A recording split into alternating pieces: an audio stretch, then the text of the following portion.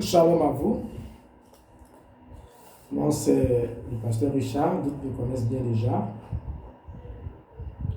Je n'ai pas trop fait de commentaires sur certaines choses, mais en tant que serviteur de Dieu, je veux mobiliser les chrétiens que nous sommes, les enfants que nous sommes, à redoubler plus d'efforts dans la conquête des âmes. L'ennemi est en train de battre son plein et détruire des foyers, détruire des familles.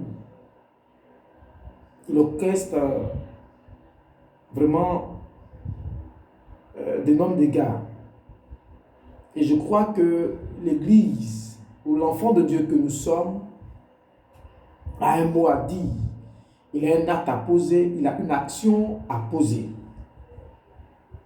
C'est vrai que le Seigneur s'est révélé à nous et nous sommes convertis. Et nous avons compris ce qu'il faut faire et ce qu'il ne faut pas faire. Mais d'autre part, nous oublions que notre marche chrétienne a pour objectif de gagner d'autres, de sauver d'autres, de ramener d'autres au Seigneur. Et ce que je voudrais vous dire, c'est de retrouver nos frères et nos sœurs qui nous ont quittés.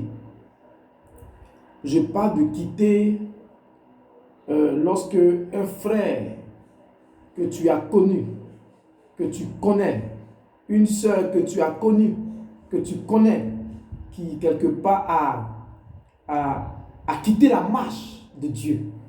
C'est-à-dire une vie plus cette vie chrétienne. Elle n'a plus cet engouement. Bien, la crainte de Dieu n'y est plus, ne se saisit plus de son cœur. La place de Dieu n'a pas une priorité. L'adoration a perdu son sens. La vie de prière s'est dissipée dans son corps.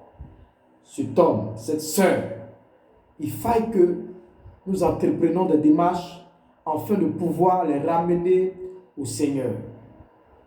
Je le dis très, très clairement. Vous voyez, Jésus, comme je vous le disais, il avait, dans une parabole, attiré notre attention sur certains faits. En tant que chrétien pasteur, c'est qu'il avait dit que quand quelqu'un perd une âme, ou bien une brebis, lui qui est le responsable de ces brebis-là, il casse d'autres, et la seule brebis perdue, il va à la rencontre, il va à la recherche pour pouvoir la retrouver. Il ne dort pas, il ne mange pas, il se soucie pour gagner cette âme. Dieu ne permet pas que tu rencontres un frère ou une soeur en Christ en vain. Dieu permet que tu rencontres quelqu'un qui parle le même langage que toi pour que vous puissiez grandir dans la marche chrétienne. Donc, je souhaiterais que vous voyez cela comme un privilège. Lorsque Dieu permet que vous puissiez rencontrer un frère et une soeur en Christ dans votre marche, dans votre relation avec Dieu.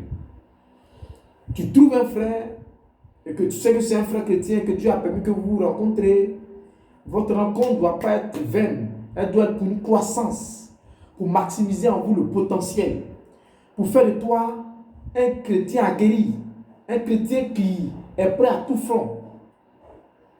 Et je vous le dis encore, et si ce frère qui est pour toi une opportunité, arrive un moment, il te lâche, il lâche la main de Dieu, il abandonne la vie chrétienne, il ne prie plus, il ne gêne plus, il ne médite plus, il ne va plus à l'église. Mon ami, ça doit t'interpeller.